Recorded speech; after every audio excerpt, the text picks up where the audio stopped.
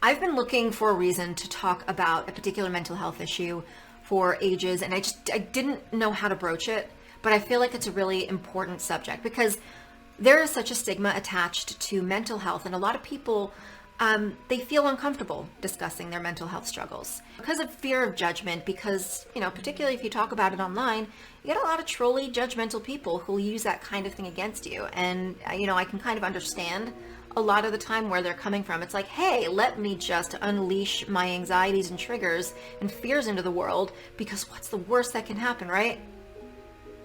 You've seen my comment section, right? But the important thing is that we can't let negative people and people with malicious intentions stop us from helping other people and reaching out in that way. Because when we allow that kind of thing to just sort of take over, what we're doing is we're just creating and perpetuating an environment where other people feel like they need to hide and think that there's something wrong with them. When in actuality, it's more common than a lot of people think. First, a little bit of a background. I was diagnosed with PTSD back in 2014. I didn't think that somebody like me could have PTSD because I didn't think the things that I've been through had warranted that. Now, granted, given the life that I had leading up to very recently, I knew I'd have something, but PTSD I assumed was reserved for people like war veterans or people that were in hostage crisis or human trafficking, things like that. But since I've been in trauma therapy and going through CPT, which is cognitive processing therapy, and really going through the hardcore treatment of it, I'm realizing more and understanding more about what it is. Here's something else you probably don't know about me. I'm agoraphobic. I struggle with agoraphobia. I have agoraphobia. And for those of you who don't know what agoraphobia is this. If you struggle with PTSD, anxiety of any kind, have ever had a panic attack outside of your house, you are at risk of developing something called agoraphobia, and that is basically the fear of the outside. And it's not necessarily leaving your apartment. For some people it is. For some people it's just as simple as leaving their house, but it's not really as simple as that. So the best way I can think to describe agoraphobia to you is this.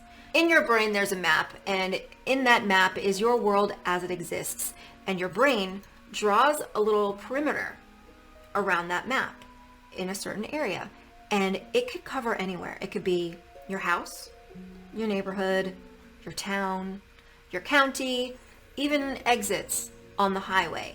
And the thing about agoraphobia is you don't know where that perimeter is until you've crossed it, and your brain says, alert, alert, turn around, go back.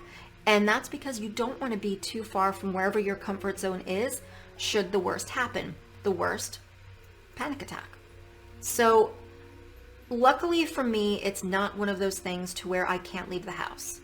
It is something, however, that I have to prep myself if I'm going to go any further than, say, 20 miles from my house. If that's the case, I just have to do a little bit of breathing and prep myself, because I have been outside and had a panic attack before, and it is not fun. All you want to do is come back inside, put on your comfy pajamas, and go to your serotonin happy place, which for me is Salem, Massachusetts. Now, my husband has watched this for many years. He's seen my happy place, which is going straight to YouTube and watching all of the different walkthroughs and different videos they have on Salem. And I'm not too much interested in Salem Halloween because it's kind of like it loses its charm, it loses its culture, its authenticity, and I'm not interested in Halloween Salem. I'm interested in Salem as a local sees it. When they get up in the morning, they go and get their paper, they go and get coffee, they go to work, what they see when they're walking to and from. That's what I like, that's what I want, just those sights and smells and just everything. And it's what makes me happy. It's what calms me down. So I will sit and I will have my cozy socks and my chai tea when I'm having my anxiety, and I'll be looking at the screen, and suddenly my anxiety comes down and I'm feeling better. My husband sees this. What's also not escaped him is that more often than not, if I'm looking at Zillow, even though we're supposed to be looking for a house, if I'm looking at Zillow, I will suddenly just deviate and I'll be looking at houses in Salem. And he'll be like, where is that house? And I'm like, nowhere. And I click off, and he's like, you're looking in Salem again. It's something that I've always been so hesitant to talk about too, because it's like, oh, you're a goth girl who happens to like Salem, Massachusetts. Wow, is that ironic?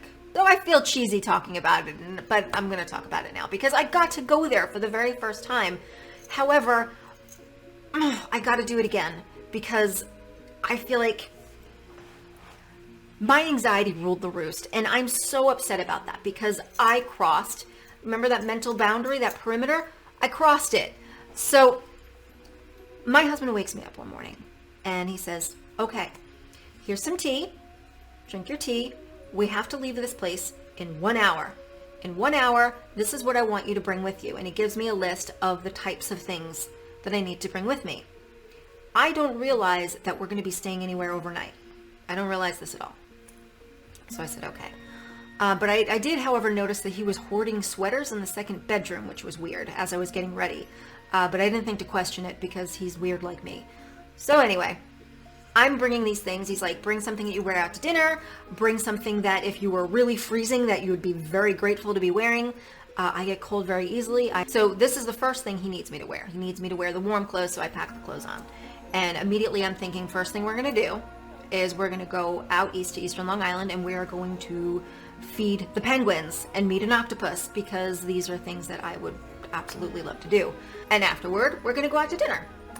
So I bring the appropriate attire I feel is worth that. I bring my kimono. I have a long black kimono that I like to wear, and I bring that with. And I have my velvet pants, and you don't need to hear the outfit. So we get in the car and we're driving, and we get to the highway. And once we get to the highway, we have two choices. We make a right, we go to Eastern Long Island. We make a left, we go toward the city. So I'm fully prepared and expecting to make the right to go to Eastern Long Island because that's where the penguins live. We make a left. Suddenly my anxiety goes. Because remember those perimeters we talked about? He's not telling me where we're going. I have no idea. So I'm like, oh boy, okay. Now it's time to prepare myself. Prepare. We're driving, and we're heading toward the city. So I'm trying to think, because with my anxiety, with agoraphobia, you always know north-south, east-west. Always. You're like a human compass. Not only do you know where you are at all times, you have to know where you are at all times. It's vitally important that you are completely familiar and aware of your surroundings when you have agoraphobia. It's becoming clear to me that maybe I might be going to a certain place that I might not. But as long as we stay in New York, I have my bearings. I'm okay. So we drive. He veers toward the Bronx. Okay, going toward the Bronx now. Okay, so we could be going to an aquarium there. I look in the back seat, and I notice that there is our small rolling travel suitcase back there. I don't know when he snuck that in the car, but he snuck it in the car. Pretty much starting to put two and two together here. I'm like, we're going to be staying somewhere overnight, I think. So as we're driving down the Long Island Expressway, I'm starting to notice that we're getting further and further west. And I'm more resigned to the idea. I'm like, okay, we're going into the city. That's where we're going until he takes a turn toward the Bronx. Still, I'm somewhat okay. I'm like, okay, I'm pretty sure that there is a zoo and or aquarium in the Bronx. Now we're going toward the Throgs Neck Bridge. We're heading over the bridge, which means that we are heading out of the boroughs of New York. I don't need to ask. He doesn't need to tell me. It is pretty damn clear that we're going to Salem. We're taking all the routes and the signs that say Salem this way, Salem that way, and we're just going in all those directions. And Salem is my happy place, like I said. So we oftentimes, when we love something so much, we romanticize it in our head. And we just look at it like it's the most amazing thing in the world. And sometimes you get there, and it's not what you thought. You know, it's not, this building isn't as big as you thought, or this isn't as bright or as pretty as you once thought it would be, you know, after you've seen it in person. No, was not the case. We cross the boundary into Salem, and you see the Welcome to Salem sign, and I'm looking at the buildings, I'm looking at everything, and it's gorgeous. It is my happy place, but I'm still anxious. I should not be anxious. I'm inside my happy place. Why am I still anxious? So what is the first reaction my body has the second we enter Salem? I get a headache. Part of my anxiety, another fun thing I have, is TMJ. I can't open my mouth very wide, I get crazy debilitating headaches from my TMJ. Why do I have TMJ? Because I clench my jaw like crazy, and I don't realize I'm doing it, but I do it in my sleep. And oftentimes I'll wake up with a really bad headache. But when I'm in a situation where I'm anxious, I don't realize, but I'm tensing up my jaw. And that's what I was doing the entire time. And finally, the second we crossed in, headache. Thank goodness my husband was prepared. He brought my migraine medication, and he brought my heated eye mask. I have this really cool heated eye mask that helps with, I'm going to put the link in the description, but it helps so much when I have headaches. We're driving through, we make it to Essex Street, and I'm looking around, and he takes me to this hotel. It's a boutique hotel. I've never stayed at a boutique hotel before. He just thought it was a regular hotel. He didn't quite know what it was either.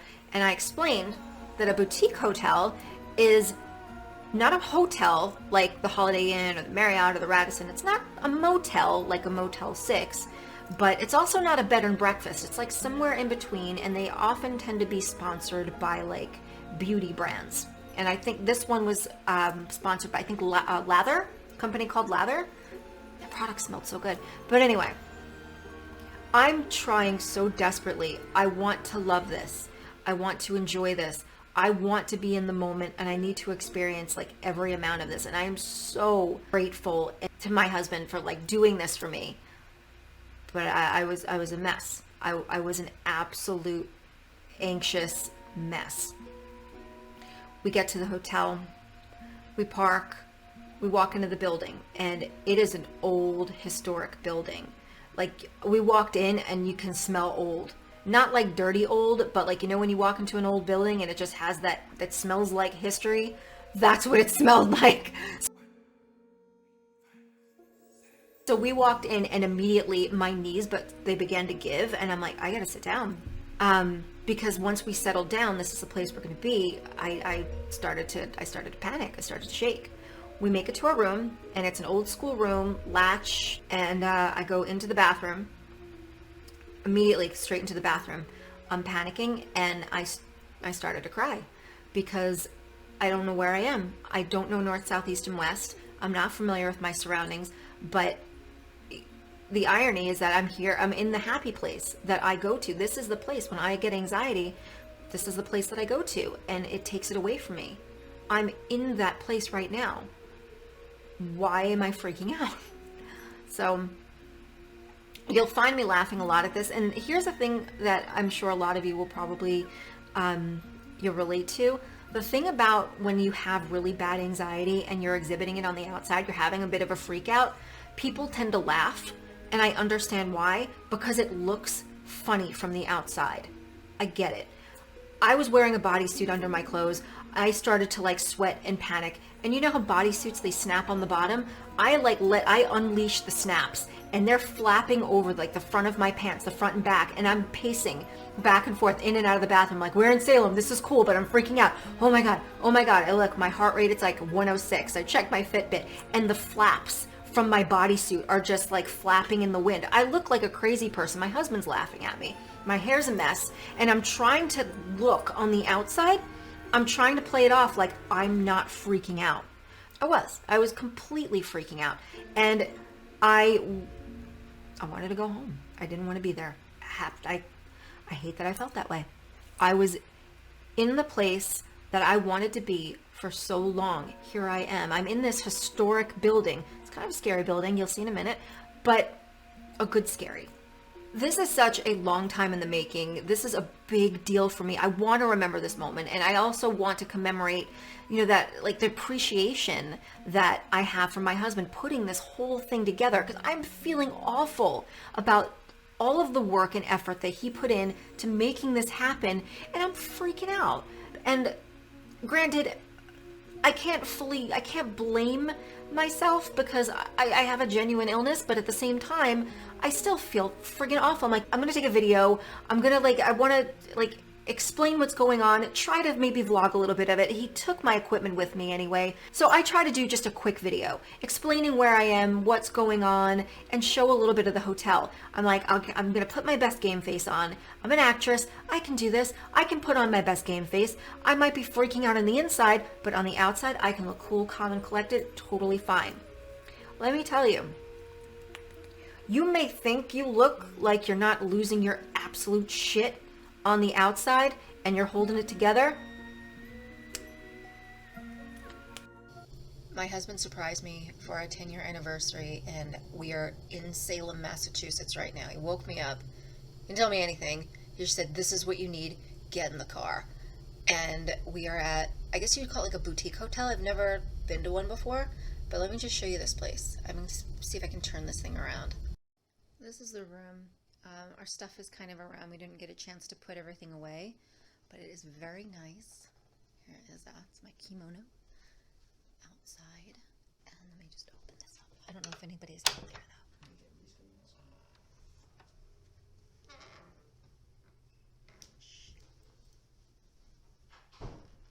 Ah, fuck.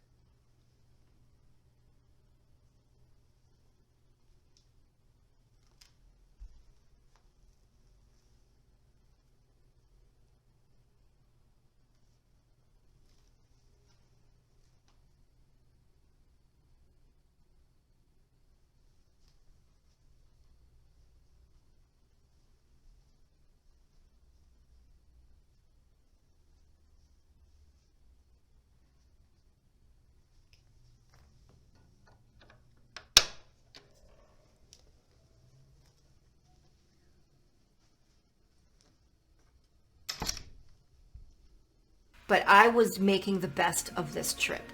There was no way I was letting anxiety win this one. This was a long time in the making. My husband put so much effort into making this happen. This was our first real trip together. Like, as a married couple, it's like 10 years and this is our first big trip together. No, I am not letting my anxiety ruin this. No. I couldn't fight it anymore. I was physically causing my body damage with the amount of cortisol that I was producing and an acid in my stomach that was like eating me alive. I'm like, okay, I gotta bite the bullet. I gotta take the medication now. So I took my medication, and what do? I'm in Salem, Massachusetts. Put on the smart TV. I go to YouTube and I put on the playlists that I watch at home about Salem in Salem. Where's the logic? I later came to find, after talking to my therapist about the situation, that what I was going through is something called flooding. And the definition of flooding is, it's a term and a treatment that is a bit controversial that they use to treat both trauma, PTSD, and phobias. And it's when they take the patient and they kind of abruptly introduce them to their highest level threat, their biggest trigger, and provide them no escape and no relief. They just plop them there and they're like, bye. Controversial, and it can be a bit dangerous, but that's what I was actually going through. I was being flooded. So I'm doing some breathing. My husband's getting a cup of tea, and we're preparing to go outside for a little bit of an excursion. So it's like, I think about 5 o'clock now, 5 p.m. and 8 o'clock, we have, what we're doing is the evening walk tour. We're doing a haunted but historical tour, walking tour of Salem, hence the warm clothing, because oh my God, does it get really cold there. And it was really cold there that weekend. My husband's in the hallways getting a cup of tea, and I'm sitting in the hotel room and I'm watching the videos, and the videos are beginning to do their thing, and my medication kicks in, and I'm like, okay, I'm good. We get ready and we're gonna grab some food beforehand. So we go to a cafe, it's called Flying Saucer Pizza. So we go in, we do Flying Saucer Pizza, and they have a gluten-free menu. Perfect for me because I can't have gluten thanks to having an autoimmune disorder. But I can't eat because I'm so anxious. My stomach is still giving it the like, I hate you, what are you doing to me kind of scenario, because I don't have my bearings. I don't know north, south, east, and west. I don't know where I am in proximity to where home is, and I'm still kind of flipping out. But I'm trying so hard to enjoy this. My husband brought all my vlogging equipment. He brought my camera, he brought my laptop. I didn't touch either of them the entire trip. I didn't want to, because this is my first time here. I need to experience this. And the thing about when you're vlogging something, which is fun to vlog. I like vlogging. However, when you vlog something, you're not experiencing it. You are presenting it. So when you're looking at it through this lens and you're like this, there's like a huge kind of buffer there between you and the situation, and it doesn't allow you to experience that fully. And I wanted to experience everything there. So I never opened my laptop. My camera never came out, but I'm okay with that because I know that we're going to go back some other time. I think I took like a few bites of my pizza, which is actually really good, but I just needed to get something in my body so I didn't, die. But had my pizza, it was really good. We ran our pizzas back to the hotel because we needed to make it to town hall because that is where the walking tour was going to meet. Ran in, dropped the pizzas off, and then came back out, and then we made it to do our walking tour. We're doing this walking tour at night, and it's somewhat magical, I have to say, because Salem is just aesthetically perfect. It's beautiful. You can see the history in basically like every crevice, and a lot of the history is pretty brutal, and to know and understand that it's sad. There weren't a lot of people that were executed, but the people that were, they were not given a proper burial. They weren't given, burial in a Christian cemetery or anything like that. They were just kind of like left to fall. It was horrible. And contrary to what they tell you, not a single witch was burned in Salem. Not true. Hung and pressed.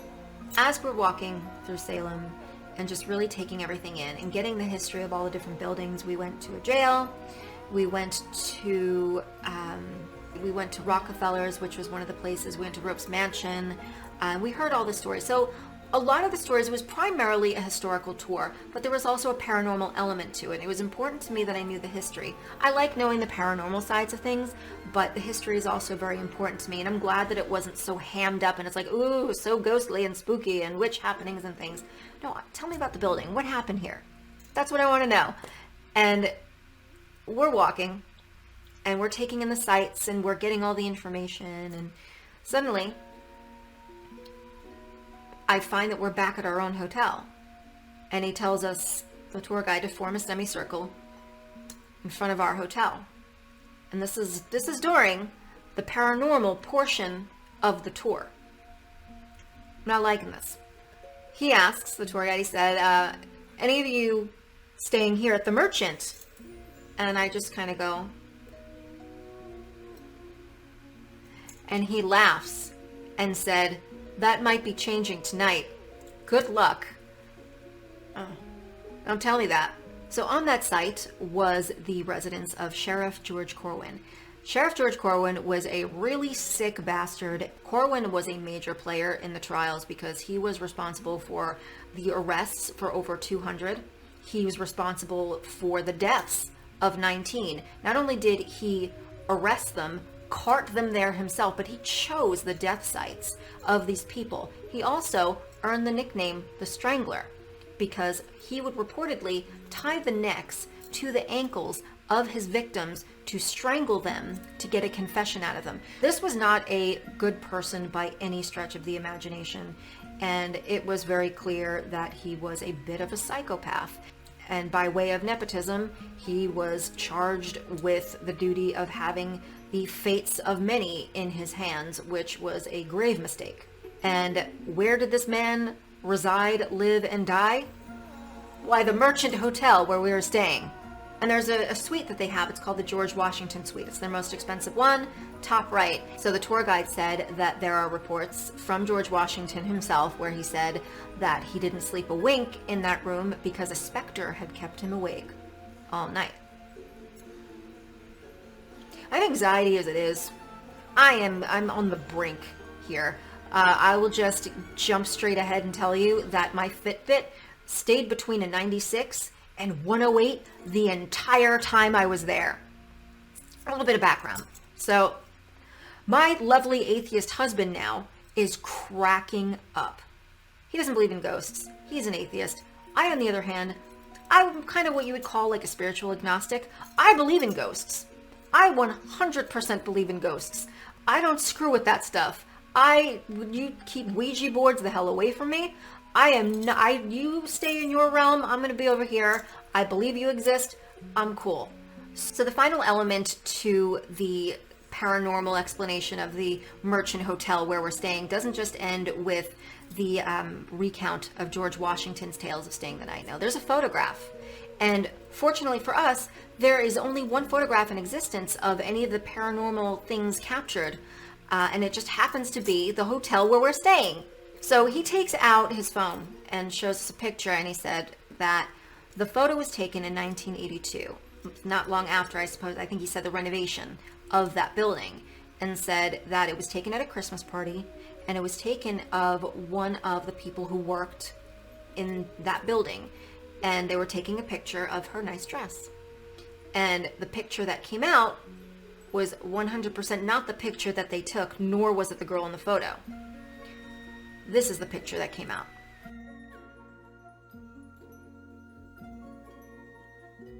So it's speculated that the woman appeared in the photograph is one of Corwin's victims. And I immediately felt a sense of grief and guilt and just confusion, because my first thought was, how do I punch something I can't touch? We go back to the hotel later that night, and I am on high alert. I am watching everything. I'm talking to the air. I'm like, listen, strangling asshole, if you mess with me, I swear. Like, I was pissed off. Here's the thing about me and my anxiety. I don't cower, I don't run. If you challenge my anxiety with kind of throwing dangerous situations at me, I don't think, I just attack it with no rhyme or reason. I will fight you to the very bitter end, and no rules. I will bite, I will pull things off of you, I don't care. If you're a ghost, I'll find a way. So I didn't sleep that whole night. Before the people at the hotel had departed for the evening, because they were leaving us to our own devices, I don't know what they were going to do to protect us. I'm like, you're leaving us here alone? There were other people in the hotel, but before they departed, they let us know that there's like a fully stocked kitchen. They have all these things, which was really, really nice. I had a lot of different food in there. I couldn't eat anything, but it was good to know that it was there. Later that night, where we kind of winding down, took showers, and my husband decides he wants ice, which means he wants to go out of the room, across the parlor, into where the kitchen is. I'm like, you're not going alone. So I'm like I'm literally in full protector mode here. I'm like ready for warfare. I don't know who the hell I thought I was. But I'm ready to take shit on. And I have a video.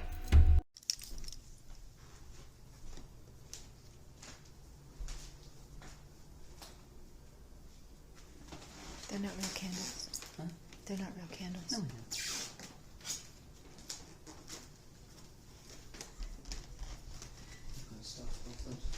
It's right there. That's the ice machine. That's it. You get it out of the thing? Yeah. You can just get ice from the thingy. Like this? Yep.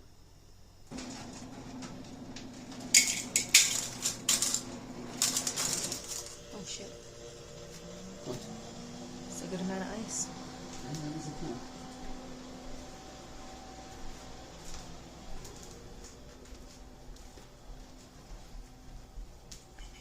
Out of your goddamn mind.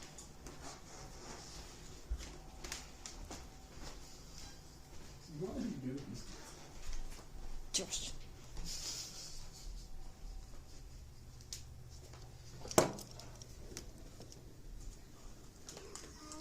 Why are you laughing at me?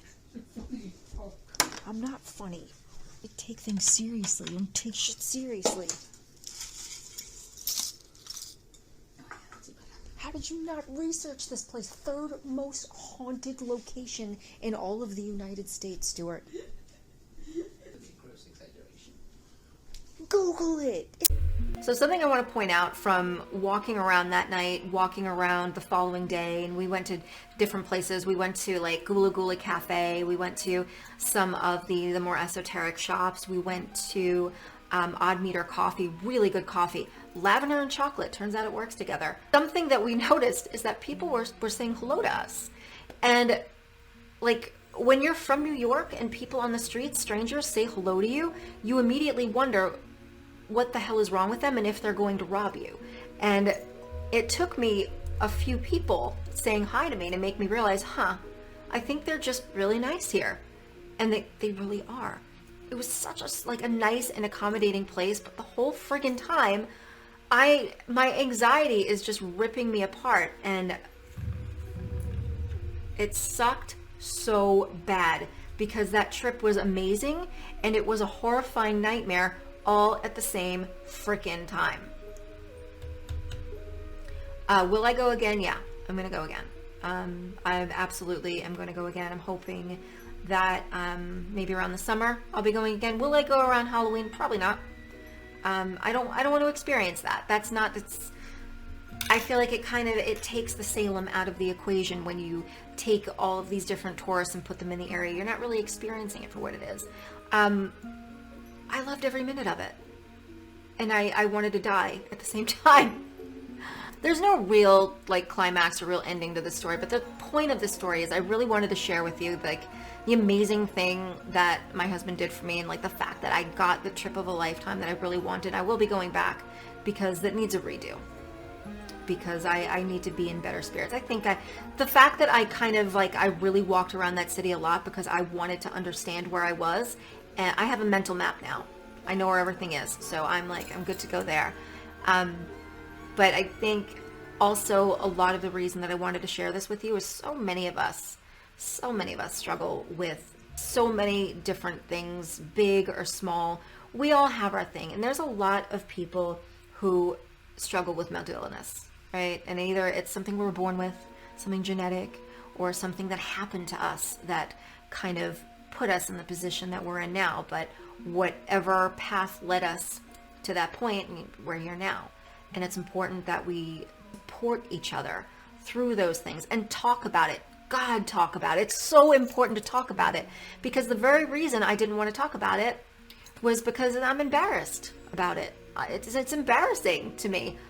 And oftentimes when you tell somebody that you have this thing, you either get judged, how do you have PTSD? You've never been off to war. Or, oh, so you're crazy. Oh no, I'm crazy. That has nothing to do with the PTSD.